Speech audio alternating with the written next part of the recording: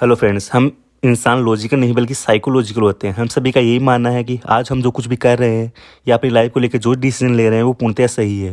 लेकिन फिर कुछ साल गुजर जाने के बाद हम जब पीछे मुड़कर देखते हैं तब हम यही सोचते हैं कि काश उस समय अलग डिसीजन लिया होता तो आज हमारी लाइफ कुछ अलग होती, हम और ज़्यादा सक्सेसफुल होते और ज़्यादा अमीर होते।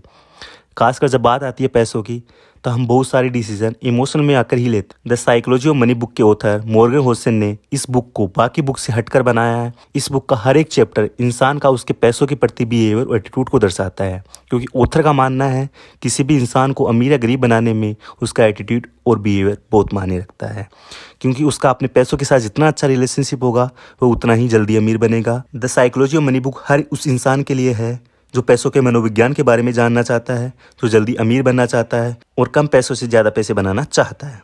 ऑथर कहते हैं कि कभी कभी जीनियस भी अपना सारा पैसा गंवा देते हैं और कई बार एक साधारण इंसान भी जीरो शुरू करके अमीर बन जाता है। इसलिए the psychology of money book के ऑथर ने अपने हर एक चैप्टर में कुछ ऐसे फैक्ट्स के बारे में बात की है जो आपको पैसों के साथ अपने बिहेवियर और एटीट्यूड और रिलेशनशिप को सुधारने में मदद करेगा, जिससे आप और ज़्यादा अमीर बन सकते हैं और सबसे बड़ी चीज़ अमीर बनने के बाद अमीर बने रह सकते। चलिए देखते हैं उन चैप्टर्स के जो अमीर बनने में आपकी काफ़ी हेल्प करेंगे।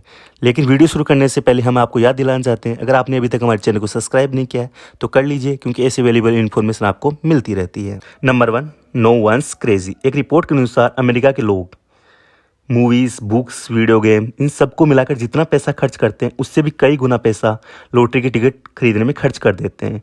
उसमें भी सबसे बड़ी बात, जो लॉटरी खरीदते हैं वो मिडिल क्लास लोग नहीं होते हैं, वो रिच लोग भी नहीं होते, वो सबसे लो क्लास पुअर क्लास लोग होते हैं जिनके पास इमरजेंसी फंड भी नहीं होता है। लेकिन फिर भी वो हर साल अपनी सेविंग का ऑलमोस्ट 90% हिस्सा लॉटरी खरीदने में खर्च कर देते हैं। उनकी ये हरकत किसी भी इंसान को क्रेजीनेस लगेगी कि यार क्या पागलपन है। जिस पैसों को वो अपने बुरे वक्त के लिए सेव करके रख सकते हैं उस पैसों को लॉटरी खरीद के उड़ा देते हैं। लेकिन ये सब उस गरीब इंसान की नज़र से काफ़ी हद तक सही है, क्योंकि उस गरीब इंसान का मानना है कि हम जितना कमाते हैं उससे ज़्यादा हम खर्च कर देते हैं, इसलिए सेविंग हम कर नहीं पाते हैं। और लग्जरी कार, बड़ा घर, ये सब उनके लिए एक सपना है और हमारे सपने को साकार करने के लिए सबसे ज़्यादा आसान समय लॉटरी टिकट में ही दिखते हैं। जब हम लॉटरी टिकट खरीदते हैं तभी हमें पागलपन नहीं बल्कि अपने सपनों को साकार करने का एक अवसर दिखता है। इस बात से उत्तर ये बताना चाहते हैं कि ज़्यादा लोग फैसले इमोशनल में आकर लेते हैं और एक इंसान का डिसीजन दूसरे इंसान के लिए क्रेजीनेस हो सकता है, लेकिन उसकी नज़र में वो डिसीजन बिल्कुल सही है। इसलिए उत्तर कहते हैं कि अपनी फाइनेंशियल सक्सेस इस बात पर निर्भर करती है कि आप अपने पैसों के साथ कैसा बिहेवियर रखते हैं। आप इमोशन में बहकर डिसीजन लेते हैं या पूरी कैलकुलेट करके डिसीजन लेते हैं। Number 2, true wealth is what you don't see. दोस्तों, एक तरफ होती है लग्जरी कार, बढ़िया सा घर, इंस्टा पर वेकेशन की फ़ोटोज़, ये सब चीज़ें हमें क्लियरली दिखाई देती है। दूसरी तरफ होता है उस कार या घर के लोन की ईएमआई, उस आदमी के ऑफिस का स्ट्रेस, उस स्ट्रेस की वजह से घर में फाइट, ये सब चीज़ें हमें दिखाई नहीं देती है। जो हमें दिखता है वो अक्सर पूरी पिक्चर नहीं होती है, लेकिन जाने अनजाने में ये चीज़ें हमें गलत तरीके से सोचने पर मजबूर कर देती है। जब भी हम किसी आदमी के बारे में सोचते हैं तो उसके पास कोई लग्जरी कार हो या किसी वेकेशन पर गया हो, तब हम यही सोचते हैं काश मेरे पास भी ऐसा होता, काश मेरे पास भी कार होती, मैं भी घूम पाता, ये कितनी मस्त लाइफ जी रहा है। अब हम ये नहीं सोचते हैं कि उस आदमी की लाइफ क्या रियल में मस्त है। हम उसकी लाइफ से केवल फ्लैशी और ब्राइटनेस चीज़ें को ही पिक करते हैं। दोस्तों, हमें ये चीज़ याद रखनी चाहिए कि जिस वजह से आदमी ने कार ली है कि लोग उसकी इज्जत करेंगे, लेकिन रियल में लोग उसकी नहीं उसकी कार की इज्जत करते हैं।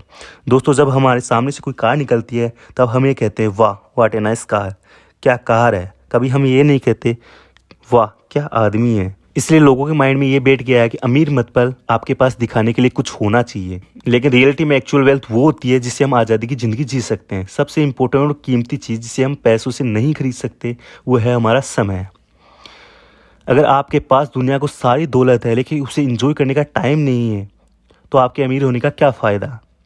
इसलिए ऑथर कहते हैं कि दूसरों को दिखाने के लिए खर्च करना गरीब होने का सबसे आसान तरीका है और अमीर बनने का सबसे कठिन तरीका। अगर आप किसी आदमी के पास लग्जरी कार देखते हैं तो आप ये पता नहीं लगा सकते कि वो एक्चुअल में वेल्दी है या नहीं, लेकिन इससे ये पता चलता है कि उसके धन में से कुछ रुपए कम हो गए हैं। नंबर 3, यू पे प्राइस फॉर एवरीथिंग।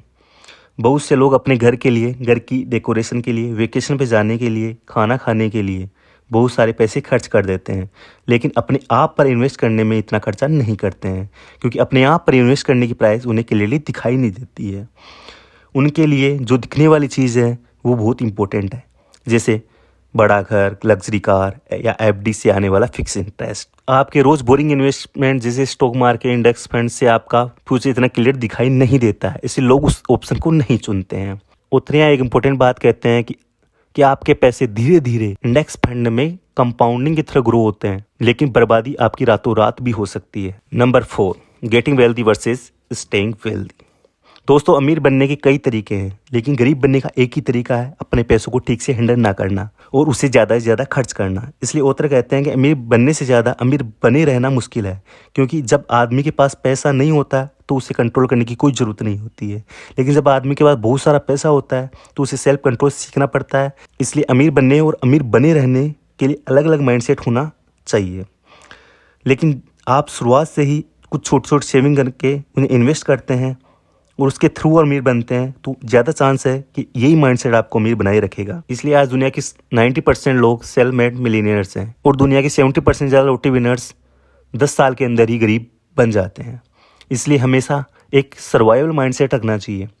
दोस्तों, गरीबी से बुरी चीज़ क्या होती है, वो कि आप अमीर बने और वापस गरीब बन गए। इसलिए अगर आप अपने दम पर 10 लाख रुपए मैनेज नहीं कर सकते तो आप 10 करोड़ रुपए भी मैनेज नहीं कर सकते। और इससे हमें आपकी ये चीज़ पता चलती है कि इससे आपकी सबसे बड़ी प्रॉब्लम कम पैसा नहीं है, बल्कि आपका पैसा को मैनेज ना करना सबसे बड़ी प्रॉब्लम है।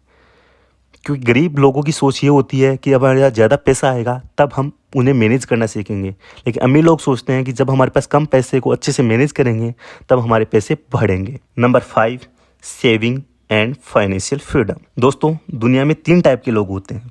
फर्स्ट, वो सेविंग करते हैं। सेकंड, जिन्हें लगता है कि वो सेविंग नहीं कर सकते। थर्ड, वो जिन्हें लगता है कि हमें सेविंग करने की ज़रूरत ही नहीं। आई एम श्योर आप थर्ड टाइप के लोगों में नहीं हो, क्योंकि आप ये वीडियो देख रहे हो। दोस्तों, सेविंग के बारे में तो आप सुनते आए हो, लेकिन सेविंग इतनी इंपॉर्टेंट क्यों है? क्योंकि आपका हर एक रुपया जो आप सेव करके इन्वेस्ट कर रहे हो वो फ्यूचर का आपका वो टाइम खरीदता है जो शायद किसी और ने आपके लिए खरीद रखा है। इसलिए ऑथर के हिसाब से अगर आपकी सैलरी कम भी हो तब भी आप सेविंग करके अमीर बन सकते हैं, लेकिन आप सेविंग ही नहीं करते तो आप कभी अमीर नहीं बन पाओगे। And last, timeless lesson on money by Morgan Housel. Pass independent decision. अपने सारे फाइनेंशियल डिसीजन इंडिपेंडेंटली होके ले, इसलिए नहीं कि हमें किसी को दिखाना है या किसी ने किया था इसलिए मुझे करना है। Number 2, life below your means. क्योंकि सबसे बुरी चीज़ जो आप कर रहे हैं, आप अपनी फ्यूचर की कमाई को आज ही खर्च कर देते हैं। Third, first rule of compounding is not interpreted unnecessary. आपकी actual wealth long term investing से ही ग्रो होगी, वो भी कंपाउंडिंग के थ्रू, लेकिन इसकी कंडीशन ये है कि आप उसे बिना किसी रोक टोक के कंपाउंडिंग होने दें। तो दोस्तों, आज के वीडियो में बस इतना ही। अगर इस वीडियो से कुछ भी सीखने को मिला हो तो चैनल को सब्सक्राइब कर लीजिए और बेल आइकन को प्रेस कर लीजिए ताकि ऐसे इंपॉर्टेंट अपडेट आप मिस ना करो। And always keep learning. Thank you.